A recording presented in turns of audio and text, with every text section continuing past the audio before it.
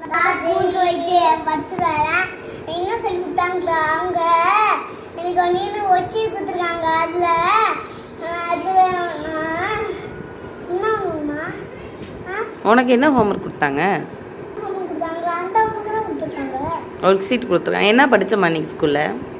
என்ன படிச்சேன்னா ABCD 1 2 rhymes. ஆமா rhymes. Rhymes என்ன ரைம்ஸ்? கஸ்தோட்டி சொல்றவ கை வச்சிட்டு அம்மா அம்மா என்கிட்ட ABCD அம்மா அம்மா 1 2 எல்லாமே வை பண்ணி கையே வலிக்குது.